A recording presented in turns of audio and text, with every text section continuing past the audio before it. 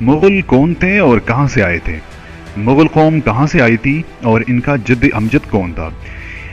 इनकी तारीख सही मानों में चंगेज खान से शुरू होती है, क्योंकि ये मुगलों का पहला बादशाह था जिसने मंगोल सल्तनत की बुनियाद रखी। इसी नाम यानी मंगोल से मुगल नाम निकला है। लफ्ज मुगल मंगोल से निकला है, क्योंकि अरबी जुबान में गाब का हर्फ नहीं होता, तो जब मंगोल अरब में हमलावर हुए तो उन्होंने इन्हें मुगल कहना शुरू किया, जिसकी वजह से ये कौम मुगल बन गई। मुगल या मंगोल मौजूदा मंगोलिया, रूस और चीन और खुसूसन वस्ती एशियाई सतह मुर्तफा, सहराई गोबी के शिमाल और साइबेरिया के जनूब से ताल्लुक़ रखने वाली एक कौम है। मुगल उर्दू ज़ुबान में जनूबी एशिया के एक कबीला या ज़ात का नाम है, जिसको फ़ारसी और अरबी में मुगल लिखते हैं। भारत, पाकिस्तान, अफ़गानिस्तान और बांग्लादेश से मुताल्लिक़ इन लोगों की एक बड़ी तादाद मौजूद है।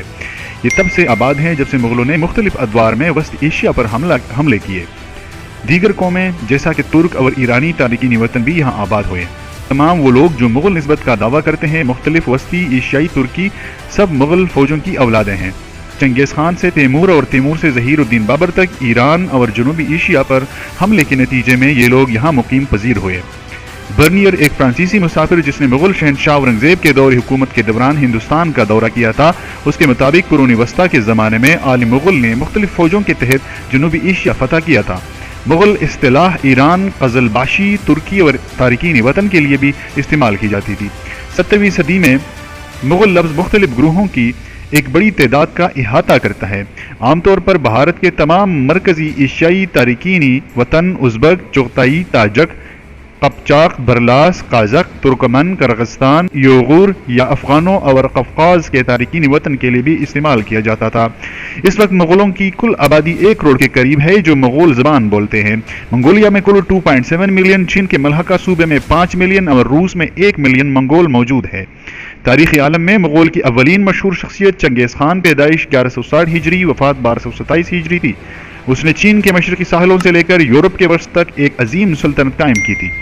ये तारीख़ आलम की सबसे बड़ी सल्तनत में से एक थी, जो मगरिब में हंगरी, शिमाल में रूस, जनूब में इंडोनेशिया और वस्त के बेशतर इलाकों मसलन अफ़गानिस्तान, तुर्की, उज़्बेकिस्तान, गिर्जिस्तान, आर्मीनिया, रूस, ईरान, पाकिस्तान, चीन और बेशतर मशरक़ी वस्ता पर मुश्तमिल थी।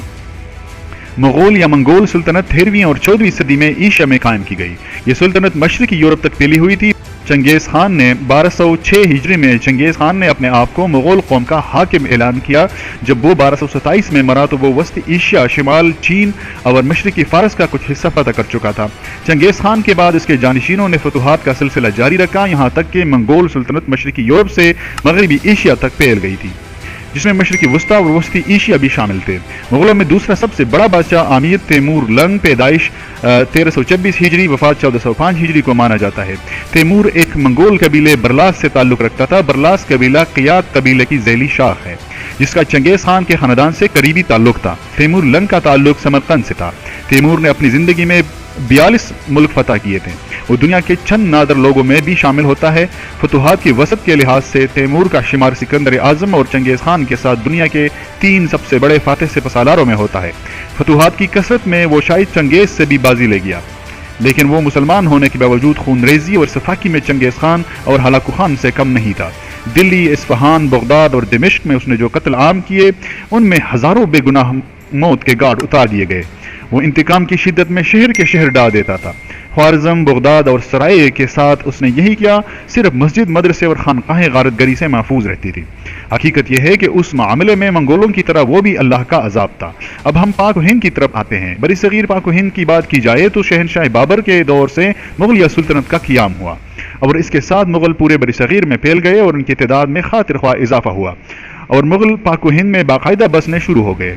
मुगलिया सुल्तनत 1526 हिजरी से 1857 हिजरी तक बरी सगीर पर हुकूमत करने वाली एक मुस्लिम सल्तनत थी, जिसकी बुनियाद ज़हीरुद्दीन बाबर ने 1526 हिजरी में पहली जंग पानीपत में दिल्ली सुल्तनत के आखिरी सुल्तान इब्राहिम लोदी को शिकस्त देकर रखी थी। मुगलिया सुल्तनत अपने उरूज में तकरीबन पूरे बरी सगीर पर हुकूमत करती थी, यानी मौजूदा दौर के अफ़गानिस्तान, पाकिस्तान, भारत और बांग्लादेश के ममालिक पर मुश्तमिल खित्ते पर इनका दौरा था। तो ये थी मुगल कौम के बारे में कुछ बातें जो तारीख के अवराक में से ली गई है। मुगल कौम एक बहुत बहादुर और निडर कौम थी जिसने बरी सगीर पर कई सालों तक हुकूमत की और एक पूरी सल्तनत कायम की थी। इनकी तारीख समझना बहुत ज़्यादा ज़रूरी था, इसलिए ये छोटी सी वीडियो आपकी खिदमत में पेश پیش کی گئی. امید ہے آپ لوگوں کو یہ ویڈیو پسند آئی ہوگی، اور مزید معلوماتی ویڈیوز کے لیے ہمارے چینل کو ضرور سبسکرائب کریں تاکہ آپ کو مزید اس طرح کی ویڈیو ملتی رہے. بہت شکریہ. تھینک یو سو مچ. اللہ حافظ.